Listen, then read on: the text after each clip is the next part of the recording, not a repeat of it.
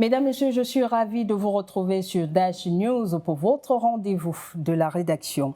Les affrontements épistolaires n'ont jamais été autant prolifiques au sein du groupement interpatronal du Cameroun, aujourd'hui divisé sur le processus de fusion de ce mouvement avec Entreprises du Cameroun. À la veille de l'Assemblée générale extraordinaire de la plus importante organisation patronale au Cameroun, un groupe de jeunes entrepreneurs fait entendre sa voix. Vent debout, ces jeunes patrons sont aujourd'hui à l'origine du comité de soutien pour la refondation du patronat camerounais. Joël Sikam, porte-parole de Refonder le patronat, est l'invité de la rédaction. Bonjour. Bonjour Adrienne. C'est un plaisir de vous avoir. Le plaisir est le mien. À la veille justement de l'Assemblée générale extraordinaire du JCAM, vous faites entendre votre voix. Pourquoi ce timing? Merci de la question. Le problème du timing, ce n'est pas une prise de position ou bien une opportunité. Mon équipe et moi, ou ma team et moi, depuis des années déjà, nous avons commencé à repenser comment est-ce que le patronat ou le secteur privé pouvait influencer de manière progressive ou bien de manière pragmatique notre économie. Adrienne, ça fait vraiment mal des fois quand on entend les chiffres et les montants faramineux qui sont mis en place pour dynamiser, pour booster l'économie, mais rien ne change. Donc aujourd'hui, nous nous sommes dit qu'est-ce qu'il faut faire et qu'est-ce que nous devons faire. Et dans Refonder, vous mettez quoi? Dans Refonder, on met une retransformation, on met un repartage, une redistribution des choses. Vous voulez vous départir de ce processus de fusion ou vous êtes avec le processus de fusion ou ça n'a rien à voir? Vous êtes une experte en communication. Pour toute chose, il y a le fond et la forme. Le fond, quand on parle de fusion, dans le fond, c'est pas mauvais. Mais maintenant, la fusion actuelle, étant membre du JCAM depuis presque 8 ans déjà... Il y a un délit de gouvernance? Il y a un délit de gouvernance, il y a un problème de forme. Moi, je crois que, ayant un passé financier, une fusion ne se fait pas à la légère. C'est beaucoup de choses qu'on prend en place, c'est beaucoup d'acteurs, comme autour d'une table. On décide avant d'initier le projet de fusion. Si on veut questionner justement ce processus de fusion, il ne date pas d'aujourd'hui, il est amorcé depuis 2019. Très bien, ça c'est un très bon truc. OK, de 2019 à 2023, qu'est-ce qui a été fait? C'est pourquoi la fusion? Moi je dis, mardi on sera fixé, la fusion sera passée.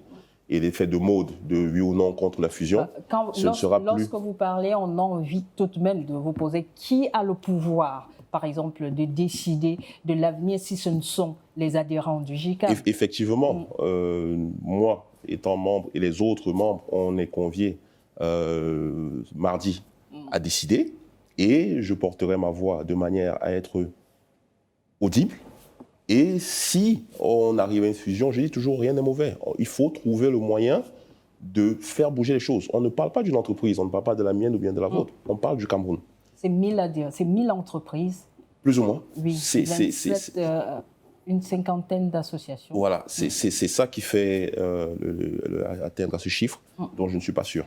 Donc, je ne suis pas... Qui est en deçà de ce que vous pensez ou bien Je pense qu'ils sont en deçà. Je pense plus ou moins qu'ils sont en deçà. Et n'étant pas, je ne suis pas porte-parole de la fusion, je ne suis pas porte-parole, je suis là pour parler de ce qu'il faut faire et à mon avis, à notre avis, quelle est donc votre vision? J'ai 2 points.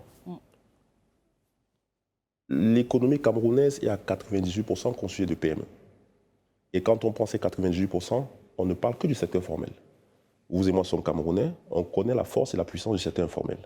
Donc, partant de là, deuxième chose, on nous dit, les statistiques sont là, il y a Google aujourd'hui, on peut vérifier, la population camerounaise est à plus de 50% jeune, 18 à 35 ans. Est-ce qu'aujourd'hui, ce que nous avons, que ce soit au patronat qui est le plus gros, qui est le JCAM, il y a d'autres patronats, il y a ECAM, il y a le MECAM, il y a le PAGEC, dont je suis cofondateur. Exactement. Est-ce que tout ça va en musique pour porter ce que nous voulons pour notre pays? Moi, j'ai la chance d'être un ripat, c'est-à-dire j'ai fait mes études et j'ai vécu ailleurs, et je suis revenu. On ne peut pas aujourd'hui se comparer à notre écosystème. On se compare par rapport à la mondialisation et par rapport à ce que tous les pays appellent aujourd'hui le monde post-Covid. Est-ce que nous sommes prêts à réagir à ça en tant que secteur privé? C'est là où on se pose la question. Moi, je vous dirais, on n'est pas prêt. On n'est pas prêt, pourquoi? Parce que rien qu'au niveau panafricain, On parle de la ZLECAf. Est-ce que, par exemple, si on reste dans cette logique de fusion, cette dynamique portée et qui divise aujourd'hui le patronat, est-ce que la logique d'unifier qui est derrière ce projet, c'est ce qu'on nous dit. Est-ce que cette logique-là n'est pas justement à même de construire ce Cameroun post-Covid? Moi, j'aime me lier aux faits. On dit les faits restent. Moi, je demande d'être convaincu. Après la fusion, qu'est-ce qui se passe? Moi, c'est ce que je demande depuis le début. Revenons justement sur cette fusion. Elle est notamment critiquée du fait qu'on ne s'attendait peut-être pas à une fusion absorption. On s'attendait automatiquement, au vu des pouvoirs des deux organisations, à une fusion-absorption, c'est-à-dire le GICAM qui absorbe carrément l'entreprise du Cameroun. Mais on est dans une fusion-création. Effectivement, nous, en tant que membres, au début de cette initiative, on n'a pas été consultés, ça a avancé. Moi, je parle pour moi personnellement en tant que membre. J'ai reçu des documents il y a quelques jours. Je demande d'être convaincu. Parce que je ne suis pas partisan du monopole, même dans les débats. Il y aura toujours des gens qui sont contre. Qu'est-ce qui amène aujourd'hui de vous convaincre et de convaincre le comité dont vous êtes le porte-parole? J'ai eu la chance de grandir dans un pays anglo-saxon. Vous ne pouvez pas aller briguer un poste sans présenter votre équipe. Aux États-Unis, un président ne peut pas dire qu'il veut être candidat sans présenter son vice-président. That's not possible. Ce n'est pas possible. Aujourd'hui, je veux savoir, OK, il y aura fusion, mais c'est qui va mener la fusion? Ce sont les questions que je me pose. Quelle est la place des 98%? Et on repart au niveau économique. Les patronats du Cameroun aujourd'hui, c'est maximum 5000 entreprises. Les statistiques au guichet de création des entreprises, on parle de 300 000 entreprises au Cameroun. Donc quand vous faites 5000, on reste de 5 à 30, excusez-moi, on ne parle pas de grand-chose. Maintenant, quand on va au-delà, les patronats, c'est des institutions, ce n'est pas des personnes. On est ramené à des combats de personnes, on est ramené à des dires de personnes, mais personne ne dit qu'est-ce qu'on va faire après. OK, on vote pour la fusion, et après quoi? Moi, j'en sais rien. On ne vote pas contre la fusion, après quoi? Moi, j'en sais rien. Mais il y a la démarche, on parle du fond et de la forme. La fusion, voter pour la fusion, c'est tourner la page du GICAM, tel que c'est les choses. D'accord, et nous-mêmes encore, vous avez dit l'initiative a commencé depuis 2019. Je suis une PME. OK, je suis membre du GICAM depuis presque 8 ans déjà. Il faut rappeler qu'au sein du GICAM, vous êtes d'ailleurs ancien président du comité de pilotage CDPME du GICAM. J'ai initié pas mal de choses. J'ai initié des événements pour rassembler et faire sortir les enregistreurs informels. En moins de 2 ans, nous avons augmenté, avec mon équipe, le nombre d'adhérents qui venaient du secteur informel et des TPE. Parce qu'aujourd'hui, il faut comprendre au Cameroun, il y a ce clivage de perception et de vision. Je vous prends un exemple. Vous êtes au nord, vous êtes à l'ouest. Vous voulez adhérer au GICAM, vous êtes obligé de venir à Douala. Donc rien que ce point de représentativité territoriale est un véritable problème. Mais ne restons pas dans la fusion, allons dans la refondation. Qu'est-ce qu'on propose à la refondation? C'est justement tous ces mécanismes-là. Aujourd'hui, on veut vous dire, allons, on va faire un truc, on va faire une fusion. C'est quoi le motif? C'est qui est en face? Est-ce que ces gens me représentent vraiment? Nous, on a commencé des ateliers depuis le 30 mai à Yaoundé. Nous étions le 24 juin à l'ouest, à Bana. Aujourd'hui, à l'heure où je vous parle, nous sommes en Garoundéré, en train de collecter, d'échanger avec des gens pour construire. Parce que quand on dit on veut refonder, on veut réorganiser quelque chose, il faut écouter les autres. C'est pas on reste dans son bureau, vous décidez, OK, voilà comment ça va marcher. Justement, à quelques jours de cette Assemblée générale, la question revient, est-ce qu'il n'est pas un peu tard pour ce sursaut, pour cette dynamique? Nous, on ne s'est jamais positionné. La fusion, c'est une refondation aussi.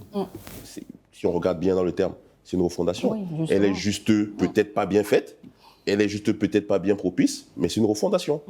Aujourd'hui, nous avons et je dis encore, moi j'élève le débat parce que nous devons voir après ça. Je ne viens pas aujourd'hui pour parler d'un truc dont je ne suis pas porte-parole, dont je ne suis pas impliqué. Et mardi, on sera fixé. Ce sera un sujet basta. Et on va encore faire comme les buzz qu'on voit sur les réseaux sociaux. Chaque semaine, il y a un nouveau truc. Après, on n'en parle plus. On n'a plus de nouvelles. Nous, on est là pour le long terme. On est là pour le long run parce que j'ai fait le choix de rentrer. Et je peux vous dire, pour petit exemple, quand je suis rentré en 2012, nous étions 17. qui sont rentrés au Cameroun pour être dans l'entrepreneuriat. 2023, je suis le seul qui est resté. Pourquoi d'autres ont jeté l'éponge? Parce que Ils sont rentrés en Allemagne, ils sont rentrés en Belgique, ils sont rentrés en Espagne, ils sont rentrés au Canada. le climat des affaires étant délétère. C'est dû au climat des affaires. C'est dû au manque de communication. Je suis dans un groupe de RIPAT et même d'expats. Ils disent au Cameroun le rapport de force. Tout ici, c'est un rapport de force. Est-ce que c'est normal? C'est pas possible. C'est plus possible. Et donc, dans la refondation, on parle de ça. Quelles sont vos chances? De faire quoi? De refonder? Oui. Oh, nos chances sont énormes. Si on représente les 98% de l'économie, nos chances sont énormes. Maintenant, est-ce qu'on est là pour une fracture? Je ne pense pas. Parce que ce n'est pas ça l'intérêt. Ce n'est pas ça le but. Mais on veut quand même être écouté pour dire, OK, s'ils nous demandent qu'est-ce que vous proposez, on leur enverra nos propositions. Mais nous, on va faire le suivi pour être sûr que ce ne sont pas que des buzz, comme on voit partout, comme on voit dans tout ce qui se passe. Et le 11, qu'est-ce que vous entendez faire concrètement? Soyons pratiques. Non, le 11, je vais faire mon choix. Je vais dire ce que je pense. Mais comme je dis encore, ce n'est pas parce que gagnant ou perdant, qu'est-ce que ça sert? Ce n'est pas parce que je suis contre ou pour que je ne suis pas un patron, que je ne suis pas un chef d'entreprise. J'ai une entreprise, j'ai à peu près une vingtaine de collaborateurs, tous camerounais. Aujourd'hui, je fais dans la fabrication des produits d'entretien, made in Cameroun. Si je devais les importer de Chine, de Turquie, de France, j'aurais besoin de 4 personnes. Mais en produisant localement, j'en ai une vingtaine. Et je me considère encore TPE, parce que la marge de progression est grande. Donc voilà l'impact que nous voulons voir. Le taux de chômage est terrible. Si vous avez des enfants, vous payez l'école en disant qu'ils vont trouver du boulot, et après vous dites, OK, j'ai investi 30 millions sur toi, laisse ça, va faire l'entrepreneuriat. C'est ça le problème aujourd'hui que nous avons. On parle de le gouvernement a mis en place le programme de la SND 30 depuis 2018. Est-ce que le secteur privé l'a adhéré? Non. Pourtant, on doit les mains dans la main.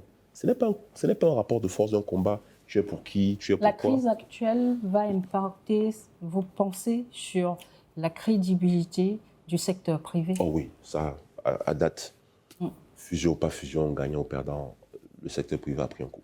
Ça, il faut être dans le déni pour celui qui dit non, c'est pas possible. Donc, nous tous, nous avons, et moi-même qui parle aujourd'hui, souvent je réfléchis à ma part de responsabilité. Parce qu'on parle d'une association, on ne parle pas d'une entreprise où il y a un dictateur qui va venir dire n'importe quoi, on parle d'une institution. Et c'est un ensemble. Donc, nous, aujourd'hui, on doit être capable d'élever le débat et de mettre des actes et de poser des choses. On nous parle, moi, depuis que je suis rentré, Made in Cameroun, SND 30, voilà la SLECAF qui arrive. J'ai la chance de bouger dans des pays, j'ai la chance que mon entreprise soit déjà présente dans 2 pays, bientôt dans 3. Productrice dans ces pays, pas importateur ou exportateur. Je vois comment ça bouge là-bas. Je vous prends un exemple, encore un chiffre très simple. Le patronat ivoirien, on a presque la même économie, c'est 25 milliards qui tournent dans le patronat. Adhésion, formation, et ce genre de choses. Et le patronat camerounais? Le patronat marocain, c'est 40 milliards. Le patronat congolais, Congo-Brazza, 7 millions d'habitants, c'est 2 milliards. Le patronat camerounais, donnez-moi un chiffre. Allez, donnez votre langue au chat, allez-y. On avoisine la centaine? Non, on est en deçà de 2 milliards. Donc, voilà les problématiques qu'il faut qu'on lève. Si aujourd'hui nous devons être les représentatifs... Et si on regarde la contribution de ce patronat-là à la fiscalité de l'État? Ce n'est pas là le problème. Qu'est-ce qu'on a fait de cette fiscalité? Vous contribuez, ok, mais qu'est-ce qu'on en fait? Si chaque année vous payez la scolarité de votre enfant et à la fin de l'année il recommence, à un moment vous allez commencer à vous poser des questions. C'est là que nous nous retrouvons. Mais le problème, là n'est pas le problème. Le problème, c'est comment est-ce qu'on fait pour avancer? On peut critiquer tous les jours. Oui, c'est ta faute, c'est ta faute. Mais la faute commence même à celui qui jette la banane au sol ou bien qui jette le bout de papier. Si on veut venir la responsabilité individuelle et personnelle des gens. Donc aujourd'hui, ce n'est pas de critiquer une personne ou bien de critiquer. Le problème, c'est de dire, OK, ça ne va pas, stop, qu'est-ce qu'on fait? Moi, je prends toujours l'exemple. Je suis dans la quarantaine. Vous voulez qu'on mette tout à plat, avoir le courage, oser dire oui. Exactement, et écouter tout le monde. Écouter ce que les autres ont à dire. C'est ça le problème. C'est qu'aujourd'hui, d'autres vont dire oui, ils sont petits, c'est des PME, ils n'ont rien à dire. D'autres vont dire oui, c'est ça, ils n'ont rien à dire. Ou bien oui, bon, sa parole ne compte pas. Ce n'est pas là le problème. Même vous, en tant que Camerounais, vous te voyez compte. Est-ce que c'est parce que des gens sont dans l'opposition qui vont changer de nationalité? Non, je ne pense pas. Je suis membre du patronat, de plusieurs patronats. Donc, ce qui fait que j'ai une appartenance à la vie associative qui est importante. Il y a des patronats où on m'a dit, écoute, il faut que je sois président. J'ai refusé. Donc, ce n'est pas une affaire de poste ou bien une affaire de personne. Moi, je pense que pour aller loin, il faut être ensemble.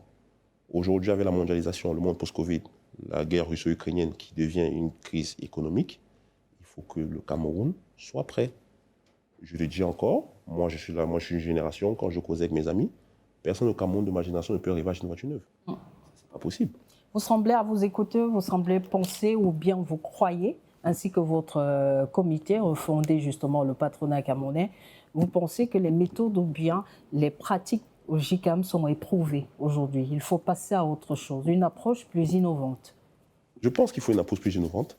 Et pour ce que je sais des patronats, les leaders des patronats ne sont jamais les plus, en termes camerounais, les plus riches, les plus nantis. Parce que si c'était le cas, je pense que depuis que je suis au patronat, les différents présidents, si on fait le classement des 20 hommes les plus riches au Cameroun, ils n'y figurent même pas. Donc ce n'est pas une affaire de richesse. C'est une affaire de porter un projet, c'est une affaire d'impacter la société dans laquelle nous sommes. Et d'impacter le système, l'écosystème économique camerounais. Ça, c'est clair et net. Et la sous-région. Surtout à la veille de l'implémentation de la ZLECAf. C'est plus que jamais. Si vous me posez une question, est-ce que le Cameroun est prêt pour la ZLECAf? Je vous répondrai non. J'ai fait partie des comités avec le ministère du Commerce, nous avons travaillé dessus, nous poussons, mais est-ce que le secteur privé est prêt à porter ça? Non. Nous avons encore la chance aujourd'hui que le Nigeria n'a pas ratifié. Mais quand le Nigeria le fera, je peux vous promettre que le taux de chômage va multiplier par beaucoup. Donc ça, c'est un truc inévitable. On a eu les APE en 2013. Je viens à peine de rentrer au Cameroun. Est-ce que le secteur privé s'en a aguerri? Non. Est-ce que le secteur privé a même fait un suivi? Non. Donc aujourd'hui, il y a beaucoup de choses qui sont mises en place, qui sont déjà existantes. Même au sein du JICAM, il y a un truc qui a été très bien fait par l'équipe qui est là, le livre blanc. Ça c'est une caverne d'Alibaba quand on le lit. Il y a beaucoup d'idées à prendre à l'intérieur.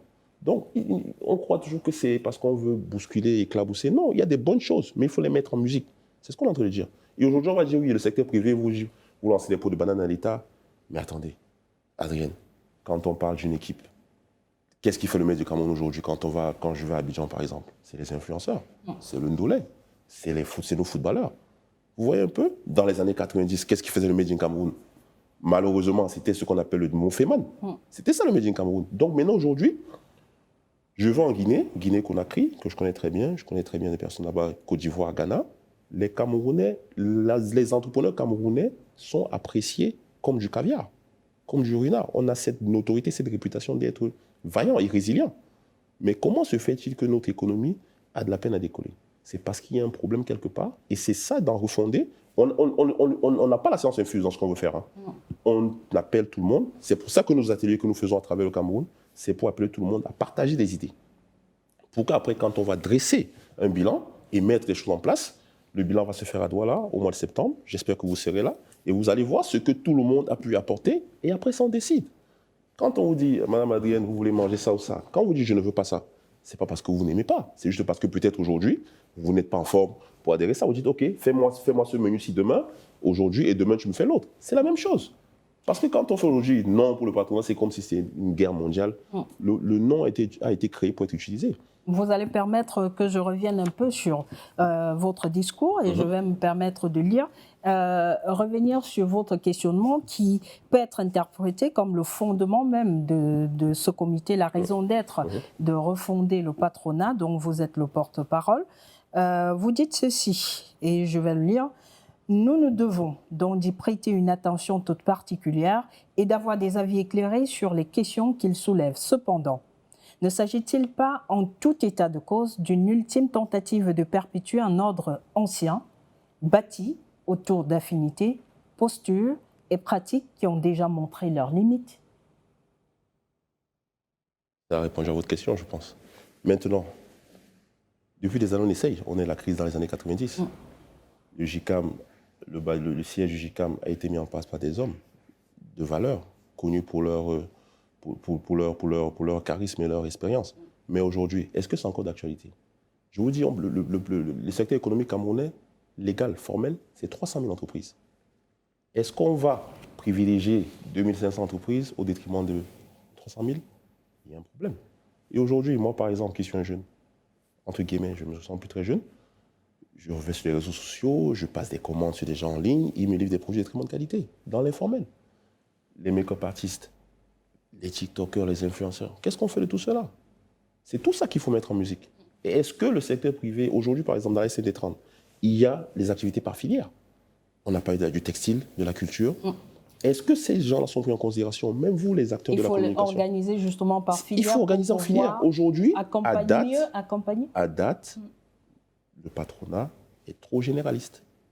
Le problème que vous avez... Et ne répond pas forcément aux besoins de chaque filière. Ne répond pas du tout. On veut faire un peu d'un truc... Vous êtes catégorique. Voilà. Mais aujourd'hui, il y a des pistes.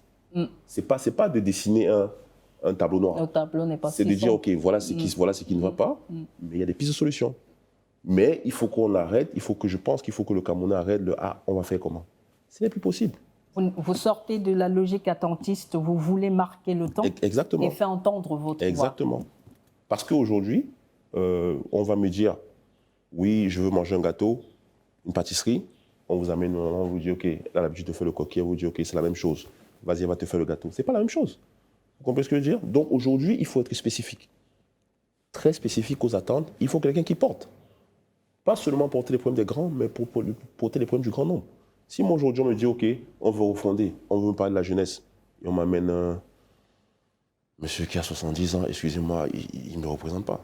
Qu'est-ce que le secteur privé, qu'est-ce que vous avez par exemple que l'État n'aura pas pour pouvoir réorganiser si on ne se focalise que sur les PME et le secteur informel? Très bonne question. Le secteur privé, l'industrie, c'est la création de valeur. Ça, c'est le rôle du secteur privé, de créer de la valeur. Le rôle de l'État est de créer un environnement favorable. Le rôle de l'État n'est pas de créer de la valeur. Le rôle de l'État est de créer un environnement favorable. Je vous ai pris l'exemple tout à l'heure sur la différence si j'ai importé les produits et comme je les fabrique en local. Le taux d'industrialisation au Cameroun est de moins de 5%. Le Cameroun est à 70% importateur. Comment est-ce qu'on va s'en sortir avec ça? Si à chaque fois on n'est pas sûr des normes et des qualités, je vous prends par exemple un produit que je fabrique, les lave-mains. Quand vous prenez le produit importé, vous l'utilisez, vous avez les mains qui sèchent. Parce que ce n'est pas adapté à nous, c'est adapté à eux. Et c'est normal, c'est légitime pour eux. Mais nous, maintenant, on est obligé de mettre des huiles essentielles pour pouvoir hydrater la peau. Donc, surtout qu'on est sous les tropiques. Voilà. Et on a un taux de mélanine assez élevé. Donc voilà, je vous prends un exemple dans le domaine que je connais pour avoir des spécificités. Aujourd'hui, par exemple, qui suis-je si on commence à parler de communication, de chaîne télé? Vous commencez à parler, je vous dis non, taisez-vous, vous ne connaissez rien. C'est sérieux une aberration. Mais si on commence à parler industrie, production, process, développement, vous aussi, vous allez dire, celui-là est plus agréé que moi. C'est ce qu'on nous dit dans la refondation. La raison pour laquelle vous êtes là. Et c'est ce qu'on nous dit dans la refondation, qu'en fait, il faut écouter tout le monde parce qu'aujourd'hui, les problèmes sont spécifiques. Et chaque acteur devrait intervenir selon son domaine. Exactement, selon son domaine. Et selon son know-how. Exactement, et justement, et mettre tout ça en musique. Le rôle, justement, du conseil, c'est la remontée d'informations et de le mettre en musique.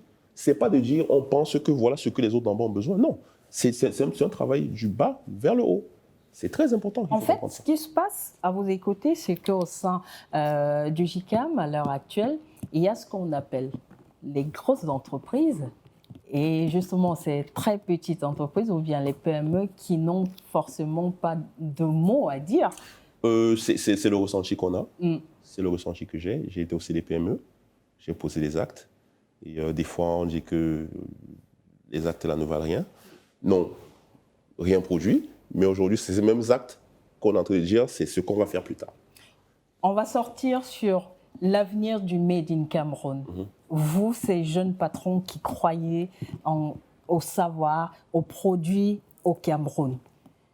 Avec la ZLECAf, avec la nouvelle tendance qui accourt, si on arrive à ce marché continental, vous pensez que le Made in Cameroun peut exister ou va se faire broyer ou être absorbé par la concurrence? Ok.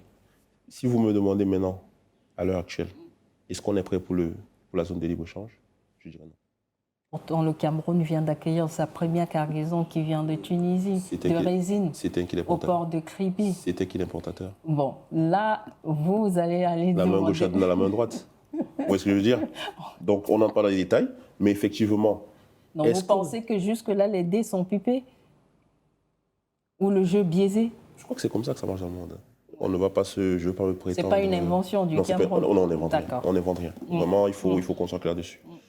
Mais aujourd'hui, la ZLECAf, que vous le voulez ou non, il va être mis en place. Coca-Cola a ouvert des usines dans 12 pays en même temps. Vous avez des industries. Heineken est en train de pousser pour ouvrir en même temps. Marché africain, c'est le marché de demain. Qu'on le veuille ou pas, ça va être là. Ce n'est plus une affaire du Cameroun, ce n'est plus une affaire du Togo, ce n'est plus une affaire du Bénin. C'est une affaire de marché. 54 pays. Voilà.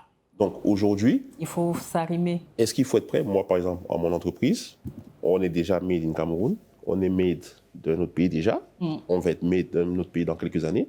Mais étant originaire du Cameroun, je pense que j'ai des trucs à dire qui peuvent impulser et influencer notre écosystème. Et même pour les gens que je représente, dont je suis le porte-parole, on partage les mêmes opinions. On est très nombreux, jeunes, répates. On n'aurait plus le choix de rester où on était.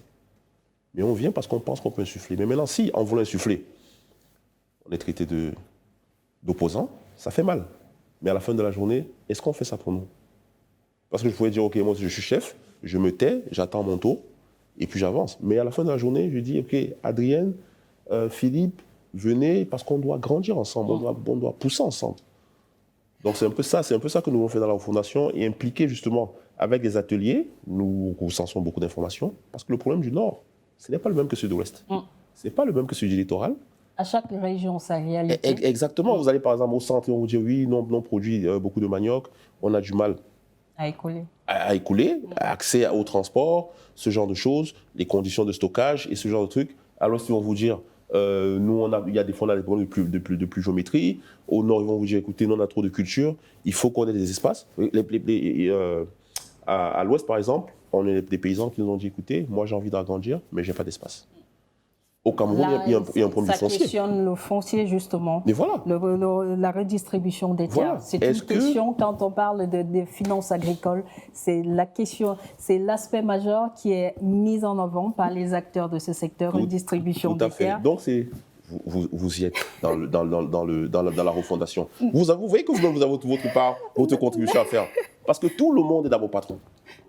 D'accord. Tout le monde est patron. Peut-être vous allez dire, écoutez, moi, quand je vais retirer mon relevé de compte à la fin du mois, je vois que la banque m'a pris trop d'agio, ce n'est pas normal. Et ça, c'est un problème qu'il faut adresser.